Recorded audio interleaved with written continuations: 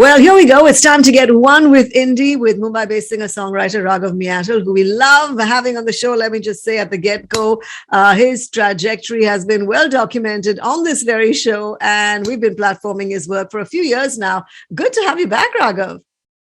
Thank you so much, Erica. It's always a pleasure, and big ups to Radio 1 and you for always sort of keeping the flag of independent music alive, and sort of really grateful to all of you over there. I mean, this is where it's at, right? I mean, I love supporting local homegrown talent because we have the best. And I just think in the past 5 to 7 years, in terms of our production value, in terms of the kind of stuff that's happening in the indie music space, I am so excited, by it and love to platform you guys. But Raghav, you've been so busy through the pandemic. We've been chatting on and off. And, talk to us about being an artist in India today. Are we in a better space than, say, a few months ago when there was no stage, no venue, no gigs, no events available for artists to perform and, interact with their fans? I think absolutely. I think the last 2 or 3 months have been definitely better. I think I got a chance to play a couple of gigs, start sort of getting out, meeting more people, trying to figure out what my live set for the year looks like. How do I sort of make it bigger, etc. So I think a lot of the uncertainty is behind us. But having said that, I think you're constantly sort of trying to safeguard yourself from just being completely dependent on live music for a source of income. And I think a lot of musicians that I know have really figured out different avenues for monetization. And I think that's been a plus side to these last 2 years as well. Right. I think if there's a silver lining in there, I think that's what it is, because I think I started in the pandemic doing so much more digital content, be it smaller brands, collaborations. I've started teaching a singer-songwriter course on one of these edtech platforms. So I do that every weekend. So I think everybody's trying to find different ways through which they can not only be dependent on sort of live music as being their sole source of income. And I think everybody's sort of figuring out different ways. So very glad that all the uncertainty around live gigs is over. But I think we've learned a lot from the last 2 years as independent musicians, be it streaming revenues, how to sort of optimize that. I think a lot of people who were just releasing live, who were just playing live gigs throughout, finally got a chance to start releasing their own music, figuring out ways to make it bigger, market it better, figure out relationships outside of this country. Like one of the big things for me was I released my last song on a Swedish label, right? For the sole reason where I've been sort of thinking, why should English not be an advantage to sort of take it to the rest of the world, right? So I think it's also helped, right? It gave me a chance to think about what's outside of this country and how I can sort of network beyond just India.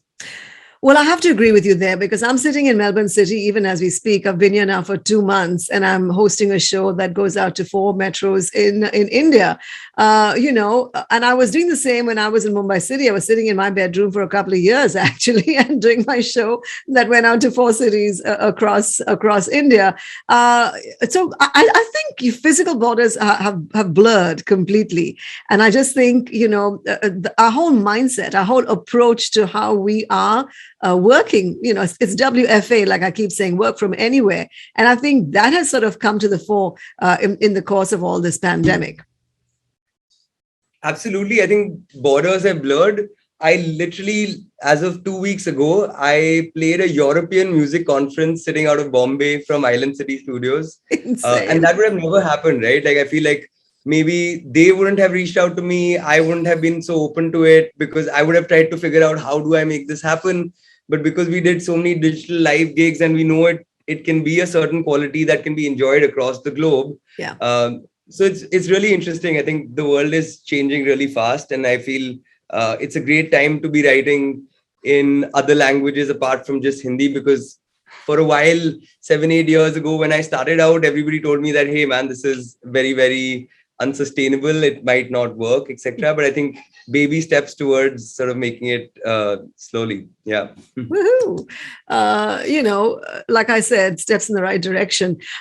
Your community, I keep coming to that. The last 3 or 4 conversations we've had, your community started in the whole pandemic space. One day, late night, I saw you going live, and then I sort of tapped into you, and there you were floating in the middle of a cone, ice cream cone, and having these conversations, to people, and having this wonderful, intimate discussions and performances by your fans. So that, I think, really sort of grew, didn't it, in the whole pandemic space? Absolutely. I think I met about 600 artists during the pandemic, all on Instagram Live, and it was really amazing because we did a bunch of workshops, a bunch of gigs. But I think the evolution of that, those 6 months of literally going live every day because we were all stuck at home, has really evolved into all of these guys becoming really, really good artists. There are guys like Kevin Fernando, so many, Frizzell D'Souza, Nehal, who I run an independent label in Bombay. And that's, I think, the evolution of the community also, where we started actually releasing some of this music, marketing it. And I literally got somebody from an Instagram Live to Bombay to record, and we put it out as a single. Right. So that's I think gradual progression to more and more artists creating more original music and not just cover songs and playing them at bars. And actually realizing that there is an audience that is waiting to listen to such kind of music, because while some of these international artists could be talking about their particular backgrounds, what it's like to be in the UK and Australia, and be singing about their circumstances, I think there's a huge audience, an Indian population, which is waiting to hear about their lives through English music artists. Absolutely. I think you hit it. And I would love to play a Raghav Meattle alongside an Ed Sheeran, which I do on my show. And I think that's the position, and that's that we have to go for. I think the time is right for us to have, forget about K-pop. I definitely would love to have I-pop, on the global platform. And, who knows, a Raghav Meattle at a Grammys, or we could just have our own version of the Grammys, that's what we should be going for anyway. But on a more serious side, the fallout of the pandemic cannot be taken lightly. I have spoken to umpteen number of, artists, and I know that besides them putting on a brave face and talking about their music, they have really, really struggled through the last 2 years. So what did you, Raghav, had to deal with on a personal level? Erica, so I still have a side sort of hustle in terms of I work in the music business also. So I think monetarily, I wasn't that affected. But what it did to me in terms of a community that I had in Bombay, right? All of my closest friends, I'm from Delhi. I moved to Bombay about 6 years ago. And I had this community of people who weren't necessarily from the city, right? Yeah. And I think that's what happened, where everybody around me just started leaving the city. And it was so sad to see, like, even now, a lot of my stuff at home is from musicians who've left, and they were like, we'll be back in a month. Just, can you keep my laptop bag or like my drum stool and stuff like that? And then they never ended up coming back because that 1 month became 2 years. Yeah. And I think generally a sense of community, a sense of just freelancers being in the city, thriving, finding new opportunities, which a city like Mumbai, and I think that's sort of uniform across all different cities, right? Yeah. Where people found it really hard when they had left their homes to sort of pursue a career in music, which can be sometimes uncertain. And with the pandemic, it became even more unsustainable. So yeah. I think that was the biggest loss for me. And of course, one of the reasons why we write all this music and put it out and market it is so that you can actually connect with your fans when you go out to play a gig, to sort of hear them sing back these songs, interact with them, understand how maybe a particular line impacted their life in even the smallest way. Yeah. And I think that didn't happen. So it literally felt like you were studying for an exam for 2 years and it never ended. You know what I mean? So I think for a lot of us, it felt like that. And I think it was also a lack of structure, right? Because what do you do? Nobody's telling you when this will end, right? And I think music and entertainment in general comes at the last sort of point, right? Everything might open up, but you've seen how sort of restaurants were always sort of the last ones to get permissions, Right. pubs and bars, but there's a whole ecosystem of livelihoods attached to these entities, Absolutely. which I mean, just get really affected, and it's a very, very uncertain. It's been a very uncertain phase for most of us. While Yeah. we've tried to make most of it, it's been very hard. Yeah, I so get that. And fingers crossed that, we can see a turnaround sooner rather than later. But let's come to your new single. It's about mental health. You've been addressing this consistently through the last couple of years. This one's called Am I Overthinking? Let me just say at the get-go, I'm so guilty of that. And we all are to a certain extent, analyzing, commenting, repeating the same thoughts over and over again instead of acting. I think it kind of leads to procrastination. So where did this one come from? So I think it came, I wrote these lines about 3 years ago, back in 2018, 19, where I just found myself slightly lost. I think like I mentioned earlier, for the lack of a structure that the entertainment or the arts gives you. When you work at jobs, there's like a structure where, you start as an associate maybe, but in 3 years you will be a manager. And if you work hard, in 5 years, you will reach somewhere where it gives you a certain kind of stability. Mm-hmm. With music and sort of creative professions, I just feel that structure isn't really there. And you can only write a song maybe once a month when you're really inspired, right? Yeah. So what do you do the rest of the time? And I think that's the phase I struggled with, where I was constantly in my head a lot. I just felt like I couldn't get anything right, and I was constantly second guessing myself.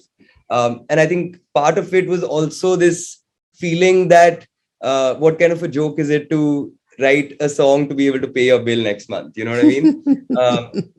To pay your rent the next month. So I think that's where it came from. And then I sort of realized, once I started doing a bit of therapy and sort of really gave me some perspective, that made me realize that, that a lot of people deal with the same kind of thoughts, and it doesn't even need to be in sort of creative careers, right? And now that I feel like it's still work in progress, and I'm sort of constantly trying to use these tools that I've been given to sort of think about perspective, think about things that make me feel not so lonely. Right.